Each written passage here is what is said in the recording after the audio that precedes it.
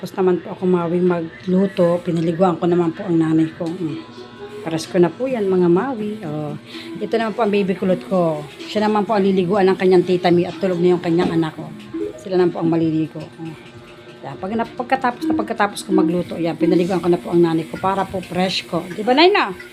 Nay, ano? Fresh ko ka na? Ha? Fresh ko ka na? Bagong ligo ka na? Ha? Bagong ligo ng nanay ko? Yan po ang nanay ko. O, bagong ligo na po yan. Presko na po yan. Maghapon na po siya dyan uupo. Okay, lalabas ko po. Tatry ko kung mailabas dito sa may terrace namin kung uupo siya dyan. Tara na, dito tayo. Tara. Upo ka dito. Ha? Dito tayo, dito. Upo ka dito, ha? Upo ka dyan, ha? Dito, dali. Dito tayo, dito. Upo ka dito, Nay. Dito. Dito si Itay Valentin, dali. Yung po sinasabi kong Itay Valentin, lola ko po yun. Tatay po ng nanay ko. O, yan po ang pantawag ko sa kanya. Tara, dito ka. Upo ka dito. Ayaw ma? Ayaw? Ganyan po siya, natatakot siya eh.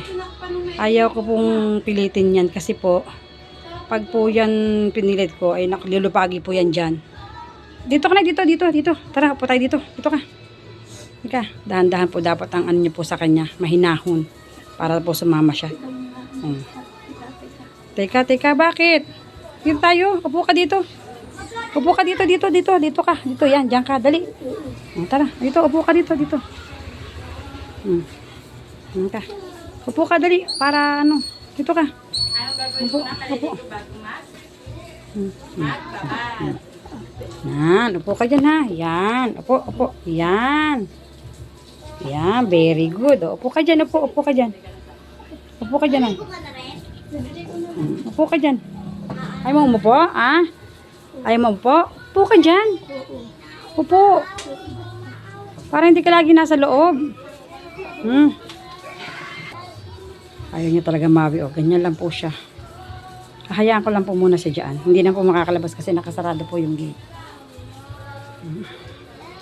Ayan naman po yung aking baby kulot at maliligo na. Oy, maligo na baby. Ate, sabay na kayo kay Tita Mi at kakain na tayo. Sige na. Patay mo na yung TV, ma'am. Pahinga naman. Yan.